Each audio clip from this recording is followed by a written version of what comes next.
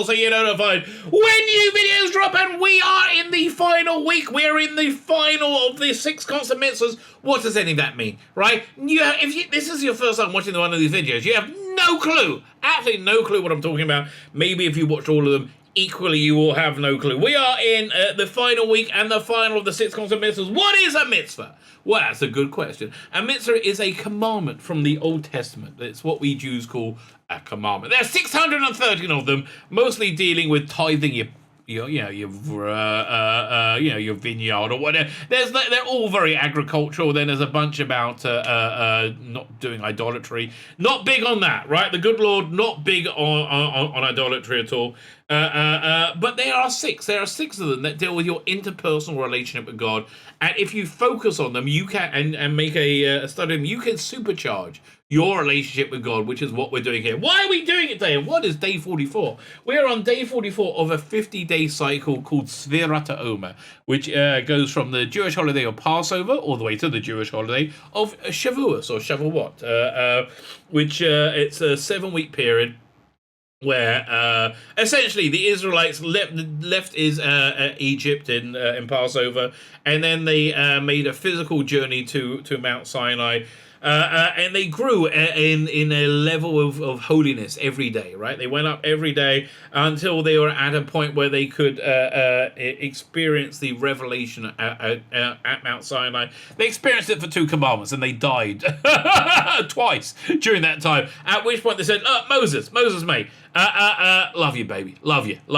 Would you be able to do this for us? Because we don't like dying, right? We are really super not into this dying thing. So can you do it instead? That's why, incidentally, the first 2 commandments of the 10 commandments, there's no real way of separating them grammatically, because God exists outside of time and space, right? And so everything becomes combined into one thing, right? So that's basically what went down. Anyway, so there are these 6 constant commandments that you do, which basically form a worldview. So we gone through 5 of them. We're up to 6 now. First one is believing in God. That's kind of a big one. Don't have any other gods before God. God is the only thing that really has power. If you think something else has power, don't believe it. I'll give you a quick example, right? One time there was somebody working. There was a big bar mitzvah, right? Big expensive bar mitzvah at the Western Wall in Jerusalem in Israel. And the caterer was setting up all the food before Sabbath, and you're not allowed to like turn on and off ovens. So you have these like hot plates, and you put them onto timers, and you plug them in. They come on, and the next day, and they heat up the food. So Sabbath had just about to start, or just started, right? Just started, and the caterer noticed that the plug holding the time switch in, so all the hot plates wasn't in properly, right? And to push it in would be breaking Sabbath. And he said to her, it's probably okay, right? It's probably okay. It's probably not Sabbath yet. I'll just do it quickly, otherwise my reputation's gonna be destroyed, right? No. There is no power other than God, right? There is no power other than God. If God says you've got to experience some kind of like big loss that way, that's for you to do, right? And that leads us right, and that's what the essence of idolatry is. It's using any kind of system to avoid God's plan for you. Right, so that was the second one. Third one is knowing God is one, right? God is infinite means there is only God, right? If anything seems that is not coming from God, everything comes from God. Everything is a part of God, right? Nothing is divisible from God, including yourself. So then you got love God. That's another big one. How can you be mandated to love something? Basically by focusing on its positive traits. If you focus on anything positive traits, you like it, right? If you focus on negative traits, you dislike it. That's the root of liking and disliking anything. And then there's fearing God. Fearing God is not opposite from loving God, but it's the opposite side of the same coin as loving God, because you basically treat God like a all-powerful king father, right? Who loves you and has the power to crush you completely, and will do that to make you great, right? So there's love God, there's fear God, and now we're on to the final one, which some may say the most important one. Do not go after the desires of your hearts and of your eyes. So this is basically, now we're on to the part of, like, we're not creating a worldview. We're creating a basic action of how we live, right? You know, like, it's the great episode of Seinfeld. Great episode of Seinfeld where, you know, this is a Jewy podcast. What do you want out of me? Where he's booked a car to a rental, right? And they don't have the car for him. He says, listen, taking the reservation, that's the easy bit. Anyone can take reservations. It's keeping the reservation. That's the important bit. So that's where we are now. Anybody can, you know, make God, you know, intellectually part of their head, part of the worldview. But now it's actually controlling and creating action out of that. Fine. So we're going to get into this commandment. We're working from this book, The Six Constant Mitzvahs. Which probably available on Amazon. Before we get into it, like, share, and subscribe. Those things are fan-dabby.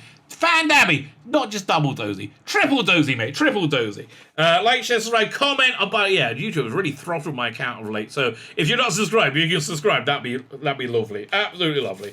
Fine. So we're up to Commandment 6. Do not stray after your heart or your eyes. This is heart or eyes. I think the Hebrew was hearts and eyes, but I think let's have a look at it.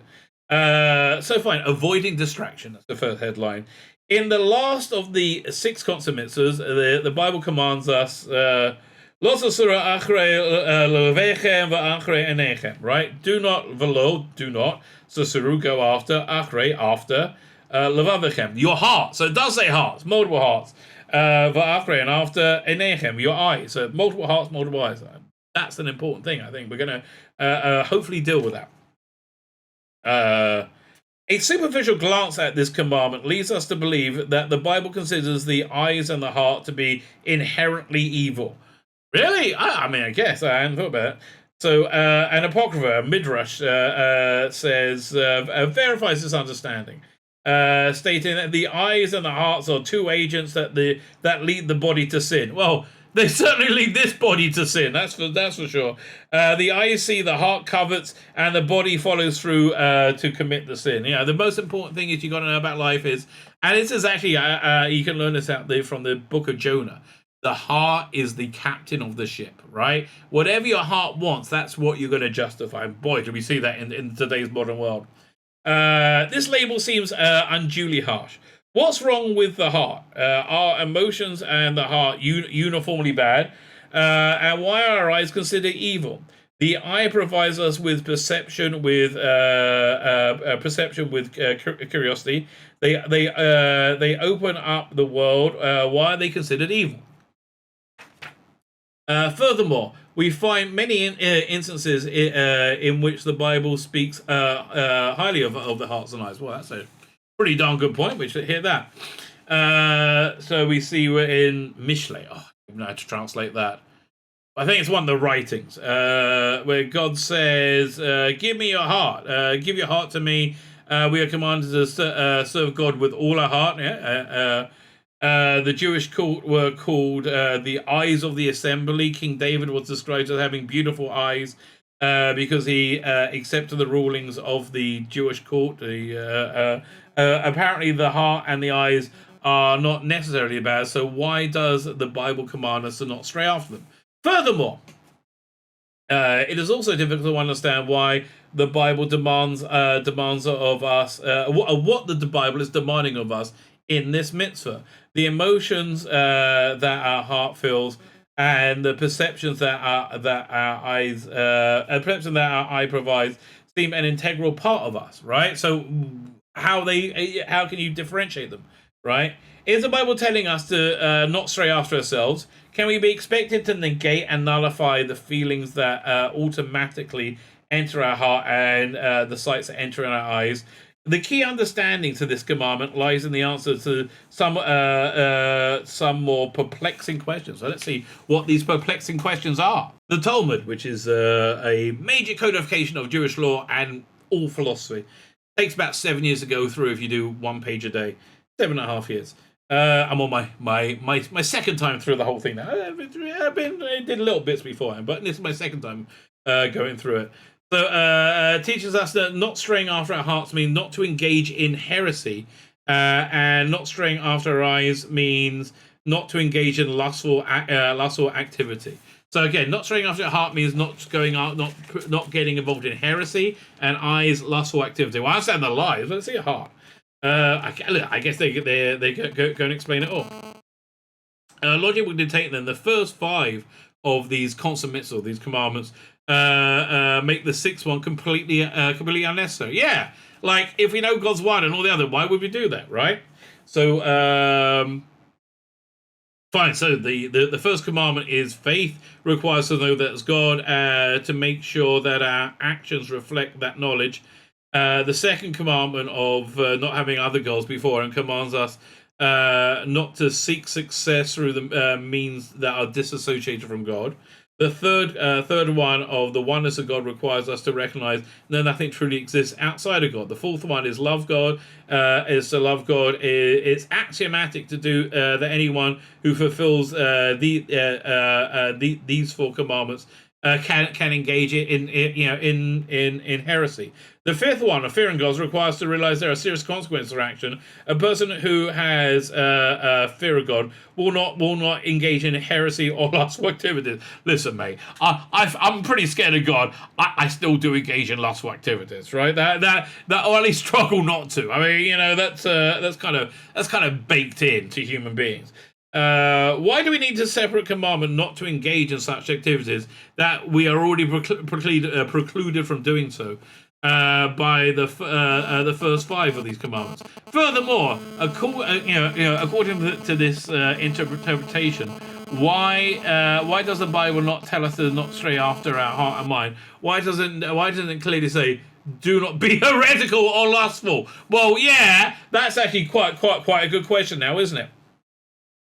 The first step to answering these questions lies in differentiating between Losasuru and the commandment not to stray after the 5 constant. Well, Losasuru is what was Losasuru?